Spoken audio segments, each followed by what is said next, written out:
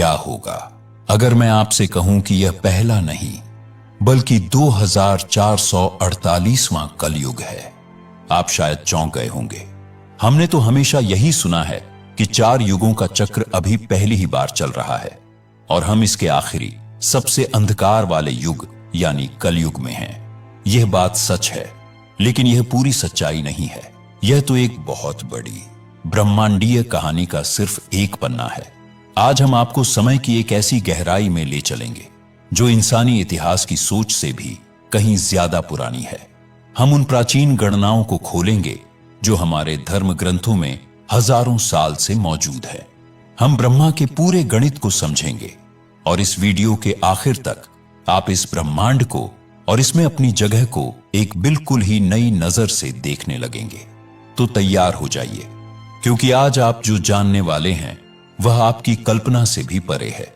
इससे पहले कि हम उस बड़े रहस्य से पर्दा उठाए, आइए जल्दी से दोहरा लेते हैं कि हम युगों के बारे में क्या जानते हैं।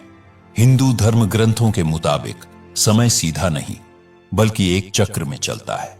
इस चक्र में 4 युग होते हैं। पहला है सतयुग यानी सत्य का युग। यह 17,28,000 साल का होता है।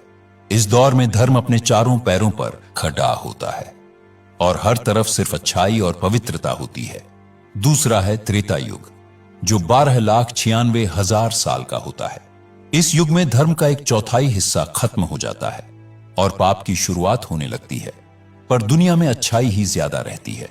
इसके बाद आता है द्वापर युग जो 8,64,000 वर्षों तक चलता है। इस युग तक धर्म और अधर्म 50-50% में बंट जाते हैं।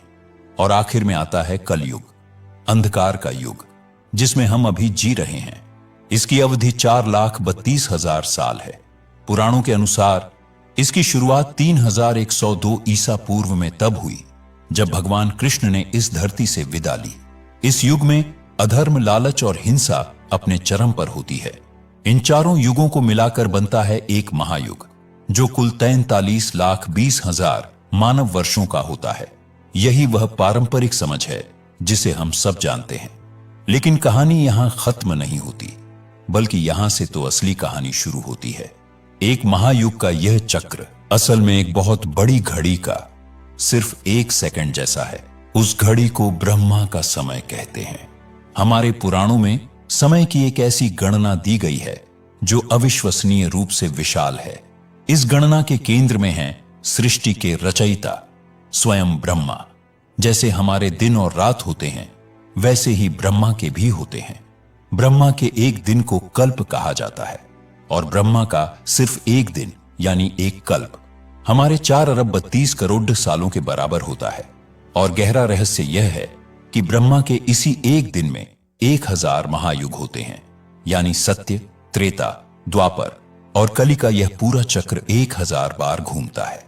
इसका मतलब है कि ब्रह्मा के हर एक दिन में 1,000 सतयुग, 1,000 त्रेता युग, 1,000 द्वापर युग और 1,000 कलयुग आते जाते हैं। अब उस शुरुआती दावे पर लौटते हैं। ग्रंथ बताते हैं कि ब्रह्मा की आयु 100 दिव्य वर्षों की है और हम अभी ब्रह्मा के 51वें साल के पहले दिन में हैं। इस मौजूदा कल्प का नाम श्वेत वाराह कल्प है। इसका सीधा मतलब है कि ब्रह्मा के 50 साल बीत चुके हैं। जरा सोचिए, उन 50 सालों में कितने कल्प आए होंगे और हर कल्प में 1,000 महायुग। अब बात करते हैं हमारे आज की। हम इस कल्प के 14 मनवंतरों में से 7वें मनवंतर में हैं, जिसे वैवस्वत मनवंतर कहते हैं। हर मनवंतर में लगभग 71 महायुग होते हैं और हम इस 7वें मनवंतर के 28वें महायुग में जी रहे हैं। तो गणित साफ है। अगर ब्रह्मा के 50 साल बीत चुके हैं और हर साल में 360 कल्प होते हैं और हर कल्प में 1,000 कलयुग, तो अनगिनत कलयुग पहले ही आकर जा चुके हैं। कुछ खास गणनाओं और व्याख्याओं के आधार पर यह दावा सामने आता है कि हम जिस कलयुग में जी रहे हैं वह 2448वां कलयुग हो सकता है। यह कोई सीधा साधा शास्त्रीय दावा नहीं है, बल्कि कुछ व्याख्याओं से निकली एक दिलचस्प गणना है। यह सोचना कि सब चीज बार बार होती है आपको हैरान कर सकता है, लेकिन हमारे ग्रंथों में एक ऐसा पात्र है जो इन चक्रों का जीता जागता गवाह है। उनका नाम है कागभूषुंडी। रामचरितमानस में उनकी एक अद्भुत कथा है। कागभूषुंडी एक चिरंजीवी हैं जिन्हें अमृता का वरदान मिला है। अपनी लंबी आयु के कारण उन्होंने समय के चक्र को अपनी आंखों से अनगिनत बार घूमते देखा है। जब भगवान विष्णु के वाहन गरुड़ भगवान राम की दिव्यता को लेकर भ्रम में पड़ गए तो वे अपना शक दूर करने कागभूषुंडी के पास गए। तब कागभूषुंडी ने उन्हें बताया कि उन्होंने अपनी आंखों से 11 बार रामायण और 16 बार महाभारत होते हुए देखा है। वे बताते हैं कि हर कल्प में जब जब धर्म की हानि होती है भगवान अवतार लेते हैं। उन्होंने बार बार राम को जन्म लेते और लीला करते देखा है। कागभूषुंडी की यह पौराणिक कथा इस बात का प्रतीक है कि समय चक्रीय है। इतिहास और घटनाएं एक विशाल ब्रह्मांडीय नाटक की तरह हैं जो बार बार दोहराया जाता है। तो इस सारे ज्ञान का हमारे लिए क्या मतलब है? चलिए इसकी तुलना आधुनिक विज्ञान से करते हैं। आज का विज्ञान बिग बैंग थ्योरी के आधार पर हमारे ब्रह्मांड की उम्र लगभग 13.8 अरब साल बताता है।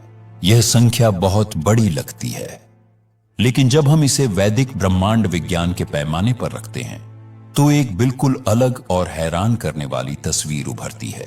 जैसा हमने जाना, ब्रह्मा का सिर्फ एक दिन, एक कल्प ही 4.32 अरब साल का होता है। इसका मतलब यह है कि आधुनिक विज्ञान जिसे ब्रह्मांड की लगभग पूरी उम्र मानता है, वह वैदिक ब्रह्मांड विज्ञान में ब्रह्मा के बस कुछ दिन रात के बराबर है। ब्रह्मा की पूरी आयु तो 311 खरब मानव वर्षों से भी ज्यादा है। यहां मकसद विज्ञान को कम दिखाना नहीं है, बल्कि यह समझना है कि हमारे ऋषियों ने समय को किस अकल्पनीय विस्तार में देखा था।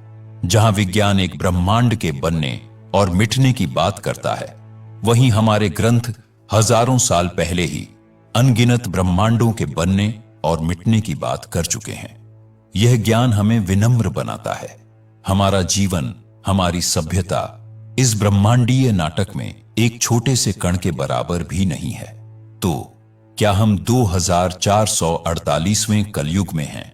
ब्रह्मा के गणित और कागभूषुंडी की कथा के प्रतीकों को देखें तो यह एक दिलचस्प संभावना लगती है। हम एक ऐसे चक्र में जी रहे हैं जो पहले भी हजारों, लाखों बार घूम चुका है।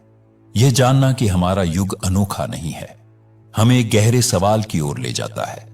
अगर समय इतना विशाल और अनंत है और यह सब पहले भी हो चुका है और फिर होगा, तो इस छोटे से जीवन का असली उद्देश्य क्या है?